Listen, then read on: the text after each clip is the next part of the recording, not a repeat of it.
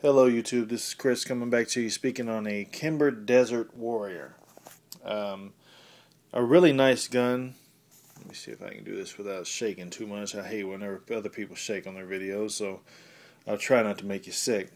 But the guy, he sold it to me for $1,000, and this particular gun goes in the upwards of almost $1,500 MSRP, so I didn't get a bad deal, but it has a little wear under there by the a wear under there, but it has a little wear under by the tack rail and holster wear, as you can see right there on the edges.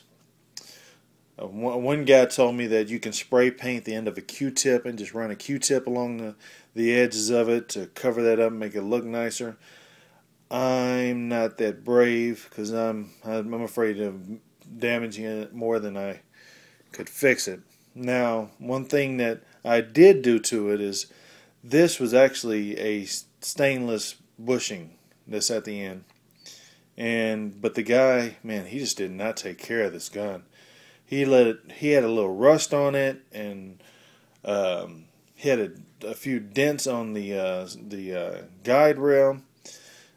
So I ended up the guide rail was already black. Or the guide rod, I guess, not guide rail. What am I talking about? The guide rod already had a black end, so I just took a touch-up pen and took the bushing off and colored it along on the side and all the way over, and made it all black, and then left the barrel, of course, at the end silver, so it adds some contrast, as you can see. I showed it to a guy who was very familiar with Kimbers, and he didn't even notice it until I told him. And he agreed with me. It looked a lot better. You know, you had the black everywhere else other than right here on the hammer. And so black right there, I mean, it just looked a lot better. You know, you had black sights and black grip safety. You got the black trigger. And why not have the black bushing? It's just a really nice gun.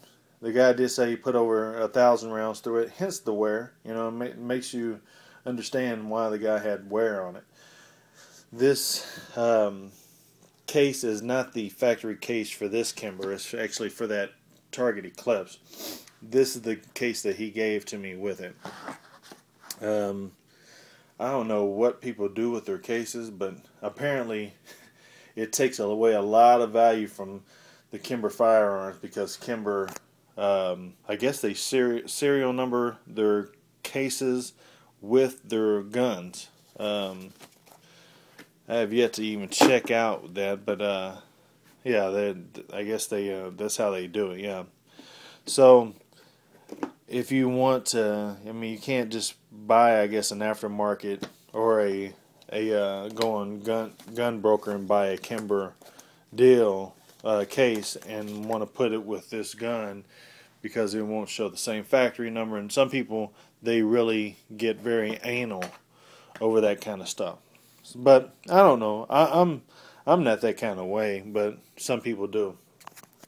I really like the pistol. I am going to get it re-Duracoated. I just don't want to do it right this second because they said I guess I have to wait 30 days between shooting it to let the Duracoat set in. Let me see. The guy said he would re-Duracoat it for me for $125. So basically, I can have a brand new pistol.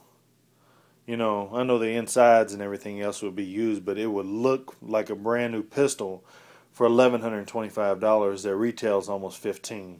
Yeah, I know retail. That means if it ran $1,487 plus tax on MSRP, that means that the gun you can probably find it for about $1,300.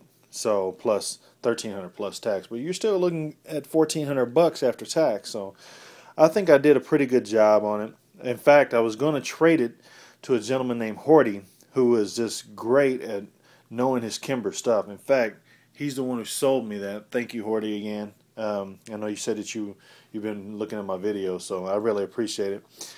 And whenever I showed him that, he didn't even notice that it was that was a black ending. I may have told you that earlier. But he told me that if I paid $1,000 for this, I got it for a pretty good deal. So I'm gonna see if I can re-Duracoat it and just enhance the value on it, keep it for a couple of years, and see what the value of guns actually do in the next couple of years. If they're going to keep going up in value, or if they're going to stable off and stay this way for the next 30 years. It doesn't look like it because, hey, I saw that what was the guy who shot John F. Kennedy? Lee Harvey Oswald. I don't know anybody who's watching this probably screaming at me, "You idiot! You don't know American history." But Lee Harvey Oswald apparently bought his gun that killed JFK for $12, I want to say, through a newspaper ad. And so now, if you look up the same gun, it's like $300 and something. I know it's still a cheap firearm. It's like $300. It's still a cheap firearm, but you're talking about, look how much inflation has grown over the last 40 years, 40 to 50 years. That's like what, 1,000% that gun has gone up. So I don't know. It's actually it's more than that, because 10 times the value would be what? Be about $130. So you're looking at more than 1,000%. So hopefully in the next 10 years or so, these guns will be worth about $2,000 or so, and we'll just see. I appreciate all my subscribers, and all the nice compliments I've been receiving. If you all need a review done, just please give me a heads up, and I'll try to get it done. If I don't have a weapon, I'll check with our local firearm ranges and see if we can rent one to shoot it. Because let's be honest, I hate whenever people talk bad about guns that they've never shot and never have owned. So I'll try to at least get a couple of rounds down range to let you know how it feels in my hands. Because let's be honest, I'm no gun expert, and I'm no gun genius. I don't know about all these foot-pounds and the velocity of how many feet per second and whatnot. Like, I know my FN57, I know it travels at like 2,000 feet per second, but that's just because that's a big selling point on that gun. But other than that, I'm no genius at all. So, but I do know whenever a gun feels right in my hands, and I'm a big guy, so not a lot feels right in my hands. But I will, try to get back to you within 24 hours to let you know if we can or can't do that for you. I appreciate you guys. Have a good day, and God bless. Bye-bye.